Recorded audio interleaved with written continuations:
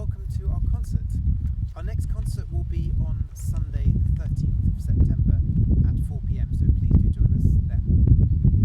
In our last concert, our programme included music by Schumann, and one of our listeners contacted me afterwards to ask whether I'd read the book Clara by Janice Galloway, all about Clara Schumann's life. I have read it. It's the most wonderful book, and I really recommend it to you. So today we're going to play some music by a protege of Schumann's, Johannes Brahms. Yes, we're going to begin the concert with 4 very lively and wonderful Hungarian dances by Brahms, except there's a little twist which I've just discovered, that the very famous one,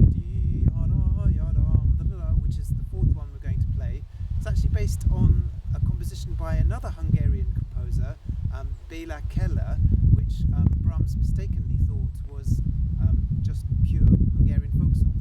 Anyway, they're wonderful pieces, and one parallel maybe between the Brahms and the next piece, which is my own piece, is that they're based on, like the Brahms is based on folk song, and the Keller, and mine is based on Robert Carver. And Robert Carver was a very great Scottish Renaissance composer who lived a long life, lived most of his life as a canon at Scone Abbey, and he wrote some wonderful ornate Christian sacred music. So my piece is based on that, but then does its own thing as well. You'll hear plain chant at the beginning, and then I just invite you to go with the piece.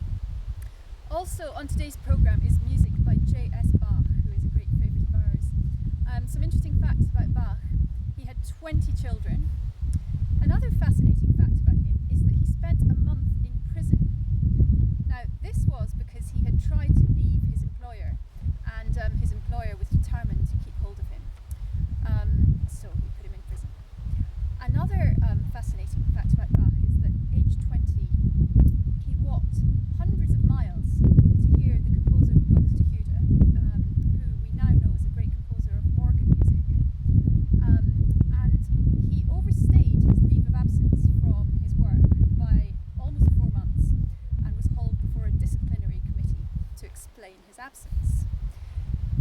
Buxtehude was of course a great organ composer, and then Bach subsequently became a sublime composer for the organ. And incidentally, while he was in prison for a month, he wrote more organ music. Another fascinating fact about Bach is that he loved the good things in life. He loved coffee and chocolate, like me. He also loved beer and brandy, and receipts show that he was known to spend more on beer and brandy in a month than the cost of his monthly rent. It's nice to know that he enjoyed himself. And another fascinating fact about him is that he was punched by a student when he was 20